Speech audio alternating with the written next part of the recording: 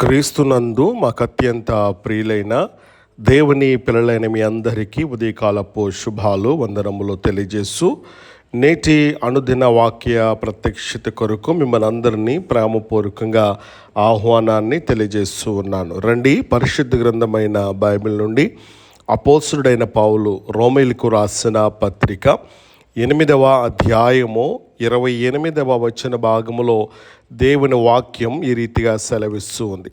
మేలు కలుగుటకై సమస్తమును సమకూడి జరుగుచున్నవి. మేలు కలుగుటకై సమస్తమును సమకూడి జరుగుచున్నవి. ప్రభునందు ప్రియ దేవుని బిడ్డలారా, మన జీవితంలో కొన్ని సందర్భాలు అర్థం కావు. కొన్ని కన్నీళ్ళు ఎందుకు వచ్చాయో తెలియదు. కొన్ని నష్టాలు ఎందుకు జరిగాయో కూడా అర్థం కాదు. కొన్ని ప్రార్థనలు ఆలస్యం అవుతున్నట్లు అనిపిస్తూ ఉంటుంది. అలాంటి పరిస్థితిలో దేవుని యొక్క వాక్యం చెబుతున్నటువంటి అద్భుతమైన సత్యం, సమస్తమును సమకూడి జరుగుచున్నవి. మనకు కనిపించేది సమస్య, కానీ దేవునికి కనిపించేది ప్రణాళిక. మనకు కనిపించేది బాధ అయితే, కానీ దేవుడు తయారు చేస్తున్నది ఆశీర్వాదం అనేటువంటి విషయాన్ని మనము గమనించాలి. దేవుడు ప్రతి పరిస్థితిని మేలుగా మార్చగలడు.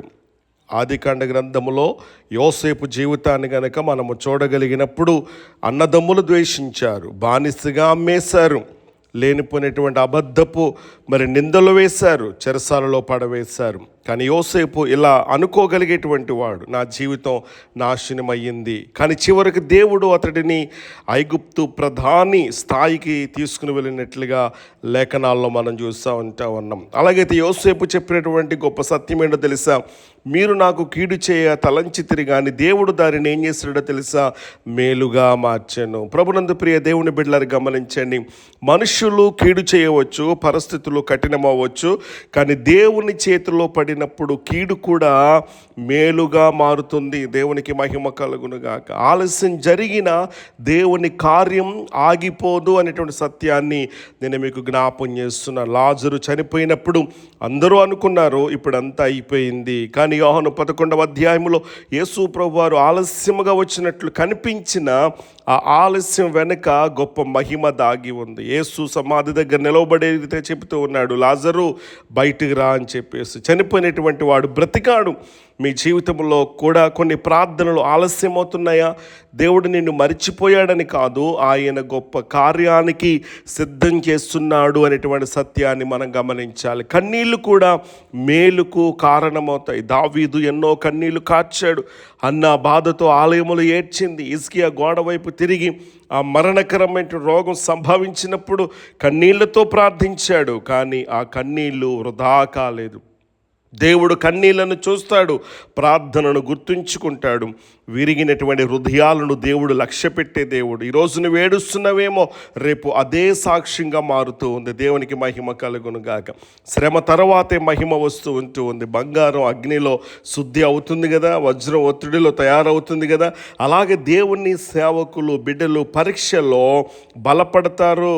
అందుకనే 1 పేతురు 5వ అధ్యాయం 10వ వచనములో మనం చదువుతూ ఉన్నాం, కొంతకాలము శ్రమ పడిన తర్వాత దేవుడే మిమ్మును సంపూర్ణులుగా చేసి స్థిరపరిచి బలపరచునని దేవుని వాక్యములో మనం చదువుతూ ఉన్నాం. అలాగైతే ప్రభునందు ప్రియ దేవుని బిడ్డలారా, పరీక్ష అనేది అంతిమము కాదు, దేవుని మహిమకు అది మార్గం మాత్రమైనటువంటి సత్యాన్ని మనం గమనించాలి. దేవుని ప్రణాళిక మన అర్థానికి మించినది.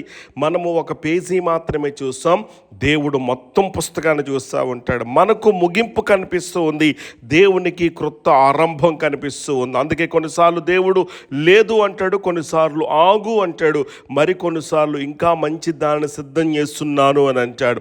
అలాగైతే కనుక ఈ దినపై వాగ్దాన ప్రకారంగా మన జీవితంలో జరుగుతున్న ప్రతి విషయం నీకు అర్థం కాకపోవచ్చు, కానీ దేవుడు నియంత్రణలో ఉన్నాడనే సత్యాన్ని నేను మీకు జ్ఞాపం చేస్తూ ఉన్నాను. నీవు కోల్పోయిన దానికంటే గొప్ప దాన్ని దేవుడు సిద్ధం చేస్తూ ఉన్నాడు. నీవు ఏడ్చిన రాత్రుల కంటే గొప్ప ఆనందాన్ని దేవుడు ఇస్తాడు. నీ విరిగినటువంటి హృదయాన్ని జీవితాన్ని దేవుడు మహిమకరమైనటువంటి సాక్ష్యముగా మారుస్తాడు అనేటువంటి విషయాన్ని నేను మీకు జ్ఞాపం చేస్తూ ఉన్నాను. అలాగైతే ఈ రోజున విశ్వాసముతో ఈ రీతిగా ప్రకటించగలవా? నా దేవుడు నా జీవితంలోని ప్రతి పరిస్థితిని మేలుగా మార్చున్నాడు, నా కన్నీళ్లు వృధా కావు, మేలు కలుగుటకై సమస్తమును సమకూడి జరుగుచున్నావని గనుక విశ్వాసముతో గనుక నీవు ప్రకటించగలిగినట్లయితే సమస్తమును మేలు కలుగుటకై జరుగుచున్నావు అనేటువంటి వాగ్దానం నీ జీవితంలో మేలు చేయటానికి ఆయన ఇష్టపడుతూ ఉన్నాడు. అలాగైతే ఈరోజు నీ రీతిగా నీవు ప్రార్థించగలవా? ప్రభువా, మా జీవితంలో జరిగే ప్రతి విషయాన్ని నీ చేతుల్లో ఉంచుతూ ఉన్నా, మాకు అర్థం కానిటువంటి పరిస్థితుల్లో కూడా నిన్ను నమ్మేటువంటి విశ్వాసాన్ని మాకు అనుగ్రహించు ప్రభువా. మా కన్నీళ్లను సాక్ష్యాలుగా మార్చు ప్రభువా. మా పరీక్షలను ఆశీర్వాదాలుగా మార్చు. ప్రతి కీడును మేలుగా మార్చే దేవుడు అనేటువంటి నీవు మా జీవితంలో నీవు మహిమపరచబడాలని చెప్పేసి నీవు గనక ప్రార్థించగలిగినట్లయితే ఈ దినపైక వాగ్దాన ప్రకారంగా మేలు కలుగుటకై సమస్తమును సమకూడి జరుగుచున్నవి. కాబట్టి ఆ రీతిగా కృపగల దేవుడు మీ జీవితంలో అడుగు వాటన్నిటికంటేనూ ఊహించు వాటన్నిటికంటేనూ అత్యధికమైనటువంటి గొప్ప కార్యాలు మీ జీవితాల్లో దేవుడు జరిగించునుగాక. ఆమేన్.